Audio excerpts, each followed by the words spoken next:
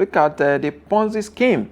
Nigerians have fallen for that scheme over the years, from MMM to so many of them that you can think about.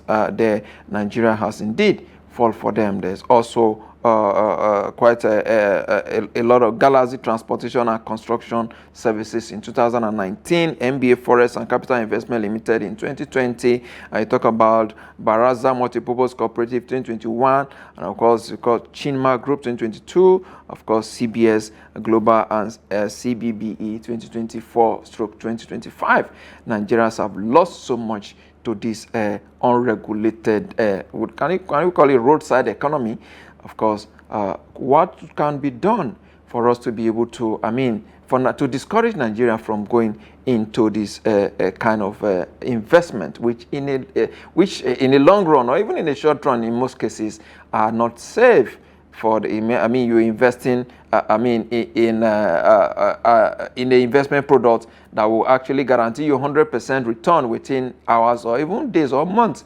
And such kind of investment opportunity should be a suspect for any reasonable investors. We'll discuss that topic extensive today. And I'll have joining me from London, Dr. Sam Omala, who is the President, CEO, Rock Global Investment Network. He's also, of course, a renowned international capital market professional.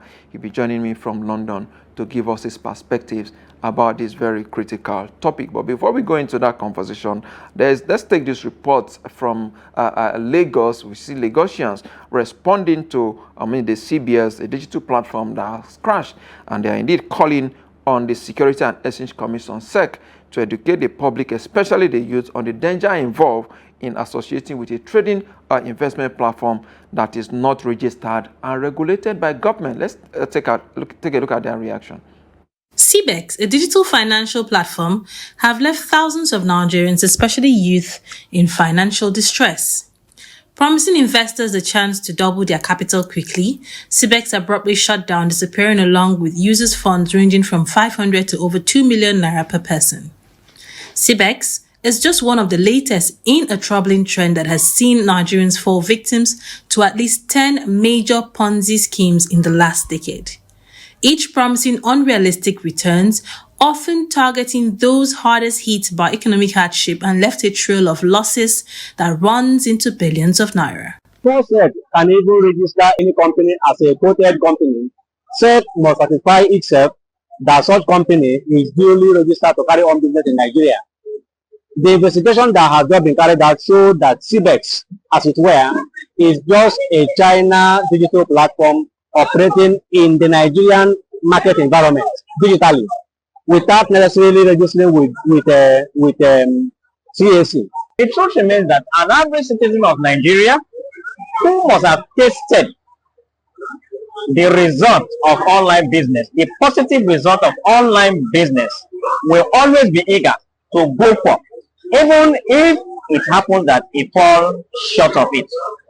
For instance, that CBS issue has happened within a few hours or days. Till now and continuously, many people are still into one online business or the other. It's not the only online platform that people are in Nigeria.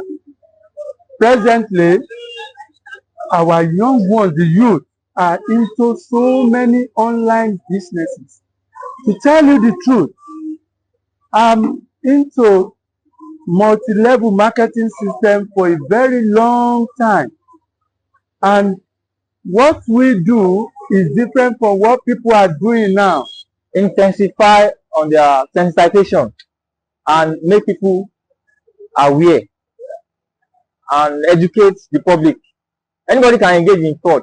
There is a artificial person, there is a natural person.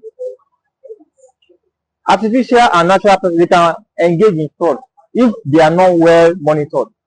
The Security and Exchange Commission have constantly warned Nigerians, especially youth, against investing in schemes that offer quick and high amount in return. That's a very interesting report there, talking about how Nigeria has fallen prey for all these schemes over the years. Of course, sadly, it is becoming more. Nigeria has become like a breeding ground now for Ponzi scheme. sucking in millions of people with promises of outrageous return and sometimes zero risk. Of course, you see that report there, and of course, see Nigeria reacting to that. Let's quickly get to London now to get to hear from Dr. Sam Omala, who is the President CEO Global Raw Global Investment Network in London, and of course, a renowned international capital market professional. He joins me virtually from London. Good morning, Dr. Omala. Good morning, Mr. Akogu. How are you doing? Very well, sir. Good to see you again. Thank you for having me. My pleasure. Right. Let's quickly get your reaction. You see Nigeria speaking there, to the CBESC that crashed recently in Nigeria. Nigerians are used to investing, taking risk in this kind of investment that sometimes it cannot be traced when something happens. You listen to their reaction there. What can you make of that? It's very sad indeed because, like you said, it's a recurring decimal. This has been going on over the years.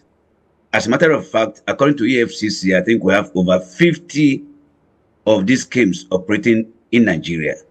And year in, year out, we keep losing out. People keep getting burnt. And yet, we still fall prey into these fraudulent practices of so-called investors. Now, yes. Go ahead, I can hear you. Like I said, it's something that has been going on over the years.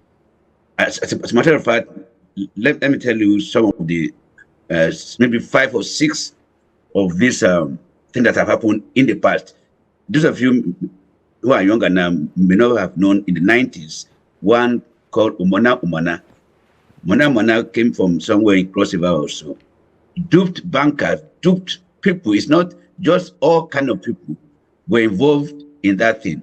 And it's as a result of the get rich quick scheme that people fall into. Then we had I think 2016, the Moriva model money box. You remember the MMM, popular as MMM? MMM, yes. MMM actually defrauded over 3 million Nigerians. Nigerians lost about 12 trillion or $7 million. That scheme promised about 25 to 70% of monthly return. This is not possible. It just can't happen. You then have the Galaxy transportation. Maybe some of you don't even know. In 2019, there's something called the Galaxy Transport and Construction Services. It duped 20,000 Nigerians. Nigerians lost about 7 billion. And it promised to double return on investment in 6 months. It's not possible. Then in 2020, you have where the MBA Forex and Capital Investment duped about 10,000 Nigerians. Nigerians lost about $171 billion. It was promoted by one Maxwell Odum that promises 15% monthly returns. Not possible. Then the Baraza Multipurpose Cooperative in 2001, 30,000 investors were duped, 40 billion naira lost. It was a Bayelsa-based business. Then you have the Chimbas Group of 2022, 4,500 Nigerians were duped. Then the CBEX now, which is the current one, where they promised 35 to 70% return. Nigerians have just lost $3 trillion. This one is different. This is a crypto-based Ponzi, which is even more complex than the rest. Because the Ponzi scheme involves cryptocurrencies, and they are particularly dangerous because crypto, people don't understand. Crypto transactions are difficult to reverse. They are given how blockchain operates. The block system, they rely on work. So these transactions also have a degree of anonymity because secrecy is one of the policies of blockchain business. So it makes it difficult to tell where the crypto is coming from or going to. So what I'm saying, therefore, is that these schemes have been coming in various forms over the years, and Nigeria and Nigerians should have been aware now to fall into is a get-quick scheme that scams people, promising ridiculous of return on returns. investment. Is very sad indeed. Indeed, very sad. But let's look at it now. You've mentioned about 6 or 7 or thereabout of a Ponzi scheme that have scammed Nigeria. But despite all of this, Nigerians are not learning anything. It does appear that the desperation even became higher when the new one emerges. Where are we? Where is this desperation actually stemming from? Well, very many sources. Number one, the culture. There's a cultural change from when we were growing up in Nigeria. We're not this desperate. This get quick, Get rich quick attitude was not there, and also the wanton display of wealth by so-called maybe celebrities and young people, and the rituals and all that has come into the culture, allures makes many people to become rich so that they can also display. So there's an erosion of our culture. There's erosion of some kind of discipline that we used to have, the patience we used to have to make or to build something before it works. But so many people want to be up there without knowing how to get there. So they are praised, they fall praise into these kind of schemes. And don't forget, the another problem of it is what I call lack of financial education, financial intelligence education, where people don't understand how the world of finance and investment operate. Now, we need to educate people on how investment works. Investment, one thing you take about investment that is time-based. It's time, at least 1 year to 5 years. Investment does not promise immediate return. Trading, yes, you can buy and sell and make profit immediately. But when you say investment, it takes time, it takes due diligence. Because if you have financial education, for example, you know that some of these people, they promise risk-free. They tell you there's no risk involved. Now, there's no investment that does not involve risk. So when you begin to hear somebody say the risk is not there, then you have to, it's a red flag. When you also hear this ridiculous amount of return on investment, it's a red flag. So it's lack of financial education, the greed and the get-rich culture that has come over Nigeria is what is the problem. Now, why is it thriving in Nigeria? I mean, people are blaming the difficulties in the economy, the fall in the value of Naira, the unemployment in the system as part of the reason why the rise or the success of some of this scheme is on the rise. What do you think can be done in this regard? I mean, things are hard. People are looking for means of survival. Yes, okay. Well, that comes to the overall leadership and management of the economy in itself.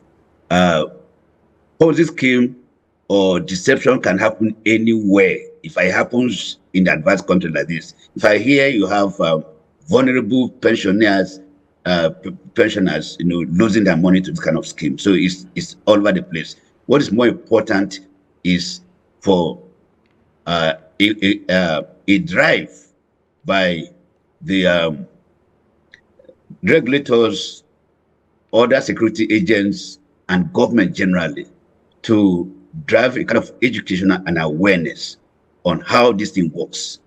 There are some things you should look into before you to let you know that this is a scam. People should have to know, for example, when there's a big return on investment, when it promises consistent returns, when they're not even registered on a license. We heard the director general, this Dr. General of SEC, saying that these investment companies, and are supposed to be registered with SEC, were not registered by them. So when people don't know that nobody can just come up taking your money without having been registered by the authorities in Nigeria, when there's kind of secrets about it, when there's a restriction of access. So this is because we don't know, we think everything that's advertised in the television is good. So the greed and the culture that has come over us. So our leaders should be able to also scale down on their consumption pattern, on the display of their own wealth. Because when they see people up there displaying all kind of wealth, people want to be like them as well. People want to also be like them and copy them. So it's a deeper root. It's deeper than just the surface. We should go deeper into the culture, into how people are brought up these days, to teach people of hard work. You can't say it's unemployment. Unemployment. Okay, where are they getting money diverting from? So it's discipline. And you're talking of unemployment. People that are in banks, people that are working, are putting money into this kind of scam. So it's not just unemployment. It's a culture that has to be addressed. Can we call it greed as well? Because you mentioned about the inequality in the system. You talked about bankers. Even some people, investing as high as 10 million naira. That money could have done something elsewhere into this kind of scheme. Can we attribute it to greed? What would you call that? It is greed, and let me tell you, well, I don't want to use certain words. It's greed, and actually it's pure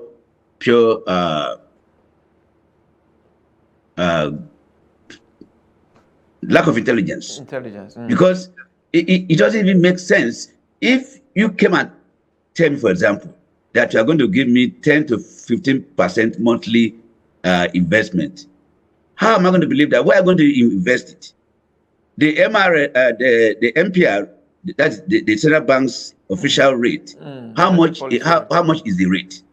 Maybe 25% or 30, let's say it's 30%. Now that's annual. Then you are coming to tell me that you are going to give me a return on investment of 30 to 75% monthly. How is it going to do? How are you going to do? The simple question to ask is, what are you going to do to earn to pay me that amount?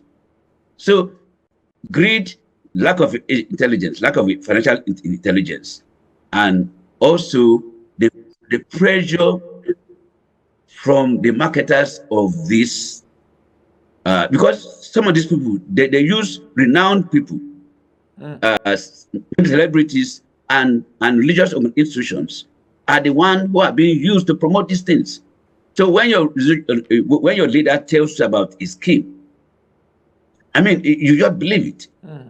So they use celebrities and religious leaders and political leaders to promote this fraud. And some of these religious leaders don't also believe in these people, and they wittingly pass this into their congregations or to their followers. So this had to be a holistic overview of so many things.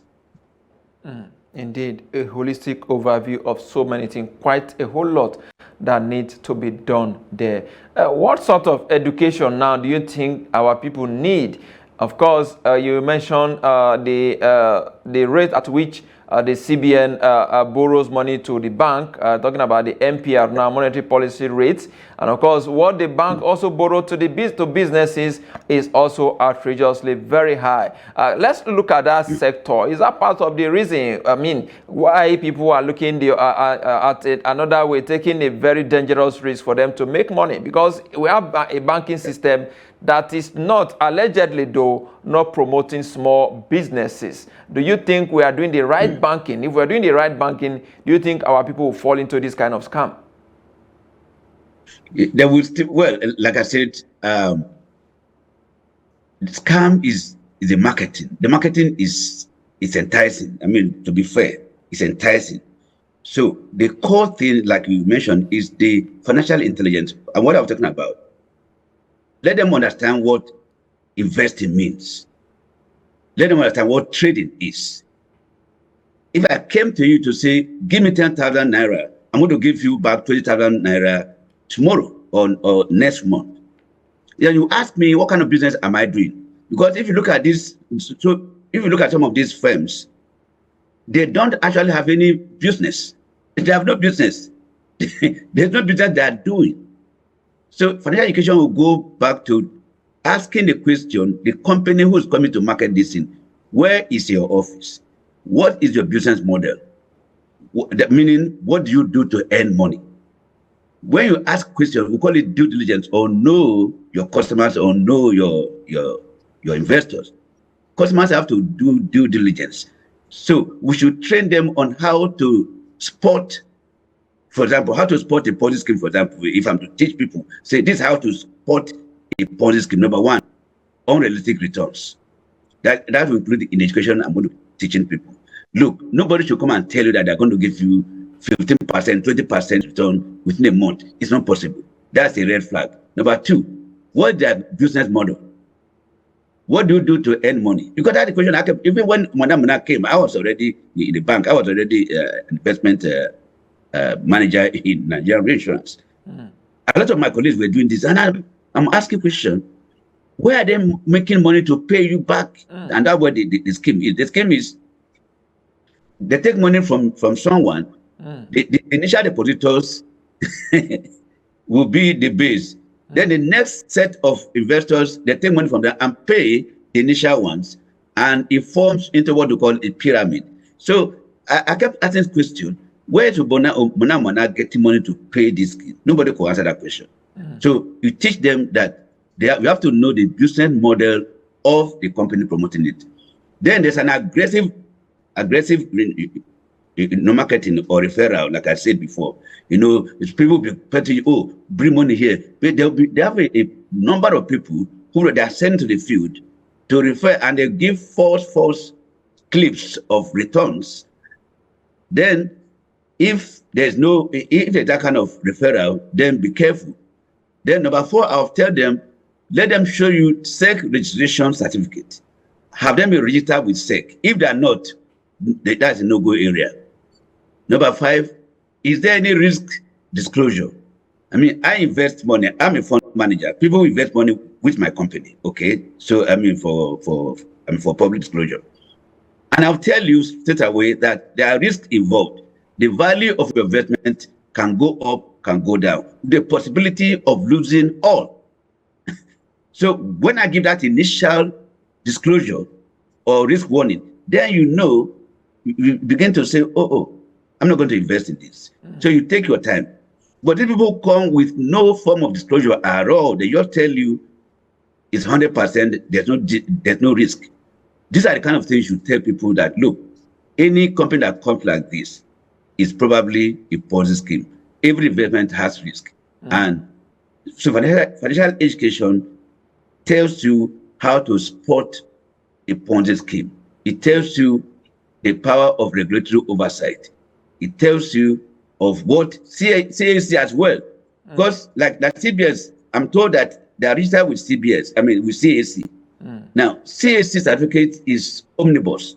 If you look at the typical Memorandum of Article and Association, when you read it, they're all of works or services the company can provide, all kinds. So it covers so many things. So we should move from the CAC should be specific now that this certificate does not cover its areas, because the certificate at the issue now is so omnibus. It's so, just go and look at it. It's so many things, over 12, 30,000 people items you can do. But the SEC registration is Securities and Exchange Commission. It's about investment. It's about fund management. And those ones will be specific, and there's a minimum amount you pay to have a kind of capital base before you can be involved in that kind of thing. These Ponzi schemes have no capital. They don't have any capital, but they don't have any business. They have no capital base that you can even fall back to. It's your money that's the initial capital, and they build on that. So financial education is important. Then personal discipline. Personal discipline. I'm a farmer's son. We planted before we harvested. You don't just rise up. You don't get a PhD. You don't get a degree without going to classroom to study. So you can't get money without going to work. That means you can't just put your money somewhere and the money be going. Money does not grow. Money builds. Investment or trading has three sorts of of income. I want people to be able to buy in physical shares of mobile, of bank shares, things they can see the company and let that investment grow. There'll be price appreciation of the company you are investing in it. Then there could be a dividend that comes from it, and also there's interest payment. These are gradual things that will build your profile or your portfolio, not this doubling or gambling that is involved. So that culture should be discouraged by all kinds of people in power or in a place of influence, to get people to be patient to grow something. You don't in my place there's something they call the bird. You don't start flying without walking. They walk before they fly. Indeed, of course, you must walk before you climb. Of course, in other words, you don't jump up, you grow up. A lot of Nigerians did believe in jumping up, and that's why they get their hand burnt in most cases. Now, let's look at the Chima group in 2022. If you look at the people that were involved in that crash, about 4,500 people, including students, pastors, civil servants, and of course, many of them were left stranded at the time. And they found that Mark Chinedu denied wrongdoing, but no one, out of the 4,500 people, none of them got their money back, and no proper investment was done. Investigation was done in this regard. The Mr. Mark Chinedu was not arrested or tried, as the case may be. He was not used as a scapegoat to serve as deterrent to the other. Is that the reason why people are always emboldened to come up with any scheme to defraud Nigeria? Yeah, you see, and that's a whole lot of problem. That you see, Nigeria,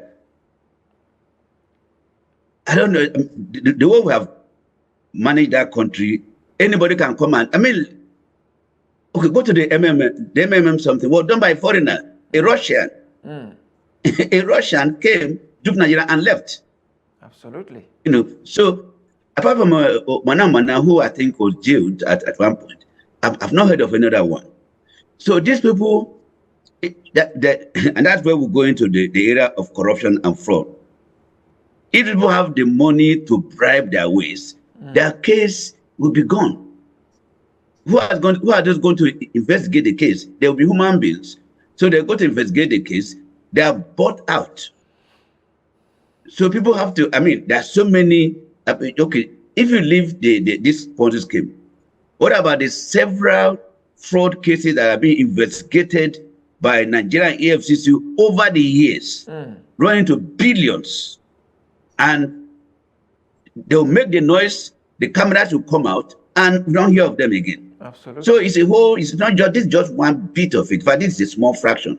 We're talking about big fraud that have taken place. Individuals that we know taking the commonwealth of the people in billions, and nothing's happening to them. So this other small people doing, mentioning it was 10 billion or something. That's fraction. So do you disperse your energy going to that kind of place, or pursue the individual senator or governor who have taken $800 billion or whatever of people's money? So my brother, it's tough. I don't know if people that are in power, but there have to be definitive ways of fighting corruption. There should be a national policy on fraud, and I think that there was. I think I remember there's a fraud policy that was developed in Nigeria. So I think there is. I want to find out what's happened to that policy. What's happened to that? Who's implementing it? Every country will have a way of policy that regards fraud. If you do this, it's a fraud. If you do this, it's a fraud, and this is a punishment. I want that kind of documentation and a body that can implement it. Otherwise, this will continue to happen. We have not had the last of it. It will continue to happen. Right now, there are over 50. EFCC tells us there are over 50 schemes that are operating even right now in various forms. So if people are not being caught and punished, so the whole idea or the general thing we hear about Nigeria is that there are no consequences for actions. And that's the problem. So if there's no consequence, people will continue to break the law. People continue to do whatever they like. These days we hear of people saying, go to court. And they know what they're talking about. Go to court. I mean, go to court has now become a license for people to do all acts of criminality. So it's all over the place. There's no strong rule of law. If there's no governance structure that deals with these issues, they will continue to happen. These people are free. They take the money and they use money now. And this is the whole thing. The money they are charged or the levies that they use it now as a kind of cost of business. Somebody takes, and that's what even the governors and these people, the politicians are doing. They will steal so much that by the time they start the case, they will use fraction of the money they have stolen to sort themselves out and then go back to negotiate on the one they have stolen. That's what is happening in Nigeria. We know that. So steal so much, steal so much that you can use fraction of it, to defend yourself and keep the rest. That is the business model of fraudsters in Nigeria. Be they in politics, be they in religious circles, be they in business, be they banks, be they Ponzi scheme. It is steal money, use fraction of it to sort yourself out and go and negotiate on the one you have stolen. That was happening. So all these individual ones, nothing going to happen to them, and it will still come. People tomorrow, another person will come, and they will do pause again. Absolutely. And they go free because the law is not firm on them. It has now become like a normal thing. The economy is now a free for all. The government officials are allegedly taking from the people, and of course, scammers are also taking from Nigerians as well. Let's look at what SEC can actually do in this regard. Talking about Security and Exchange Commission, they have a very big role to play in terms of proper education of Nigerians. What do you think they can do in this regard? I mean, to discourage our people from this kind of risky and uncensored investment? Yeah. SEC should, I think that they're doing some things now, because I saw the DG on television the other day. But they should be more aggressive in going out to educate the public of their own activities, what they do. And also to teach people what we call financial intelligence. Give them financial intelligence that investment, this is what it does. This is how it goes. Then they should go beyond, because SEC, you can't blame them for this kind of stuff because people are not rich. Their work covers only registered investment organizations with them. Their oversight is over them, but they can go beyond. They can go beyond that, go beyond their normal oversight to begin to check people, use intelligence to filtrate into these places. Get the people to also go to and invest into this. Just go to know. They have to identify all Ponzi schemes. It's part of their work, I'm sure. Their work and EFCC and all that. They should work in collaboration to identify all the active Ponzi schemes, scammers that are operating in Nigeria, and get them nipped immediately. Get them nipped immediately. Try it doesn't spread over the country, around the country. So SEC should come out with financial education, go around primary schools, secondary schools, market squares, and do that publicity and be on social media, on television, appoint people, consultants that can go around to break this down in simple things, and also get your intelligence officers to go around the country. We know them. We know people that invest in these things. You get to hear the news. So go in there, pretend to be that you're investing, or even invest something so that you can get hold of it. You can have evidence. Identify all of them, then bring them to book. If it's not within your purview, give them to EFCC. So SEC has a clear work to do here because it's called investment. So it comes to their names. So they have to step their game up by providing this extra service to the people. Indeed, they need to up their game now. Quickly now, as we begin to wrap up this conversation now, how do we make the stock market, an option for the people? A lot of our people are ignorant when it comes to investing in the capital market. How do we make it like an option? Many of them are aware of IPOs, talking about initial public offers, but talking about the real investment when companies are not going public, our people are ignorant of that. How do we, sensitize them, create more awareness for them to look at, instead of going into a Ponzi scheme, there's a capital market, a Nigeria capital market, one of the biggest in Africa, is there for you to indeed invest your money and get very good returns. It's very interesting because we have asked this question. But let me make this general statement.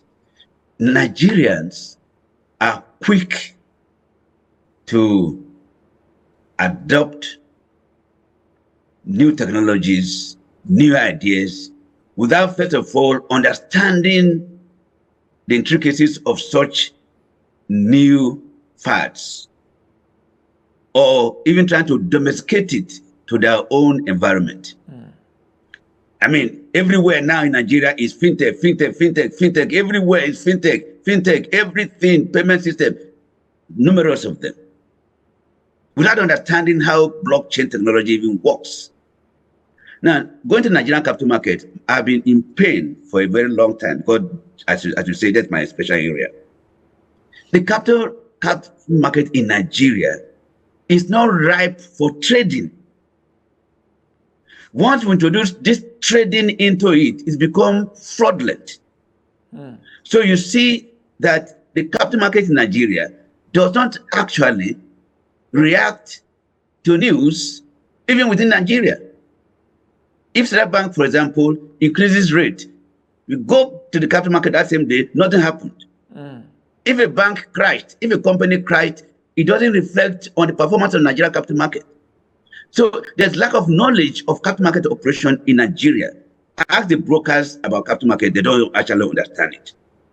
And what's happening in Nigeria capital market, as far as I'm concerned, is that their investment and their returns, they don't make sense to me. They don't make sense.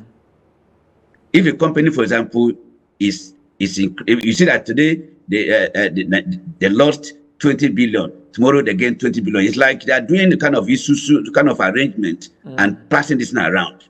Now, so for me, capital market in Nigeria should be purely for investment. They should go all out to attract IPOs, initial public offers. Go to companies. I remember some years ago when I was trying to encourage to consult for them, we're going out to oil companies to come to the capital market. Go to big companies into the capital market. Then let people know that they can now own Dangote Cement, they can now own Dangote Petroleum, they can own UBA, they can own these banks by just buying a share or some shares in the company. Exactly.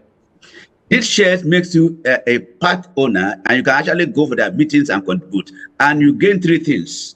Number one, price appreciation. If you bought UBA for 100 naira today, something happens and they're making money, the price may go to 120, 110, and all that. Then number two, UBA will be paying you, or the company you are buying will pay you dividends. And number three, you can sell at any point to make profit. Now, this is gradual. This is, we should be concentrating on solid investments. Then I hear of portfolio investors. They're not like, the people come from foreign countries. All right, They come to Nigeria. I'm just making this statement. They come to Nigeria, hide the market up, buy something and sell and go.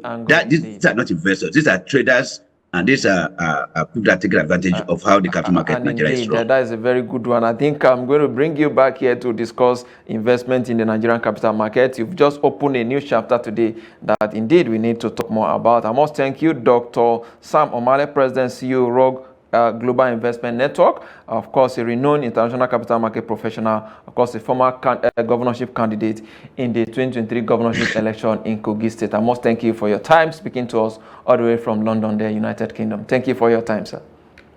Thanks for having me. All right, sir. With that is a wrap on the show. Today we'll be back again tomorrow. I am Yusuf Akogu.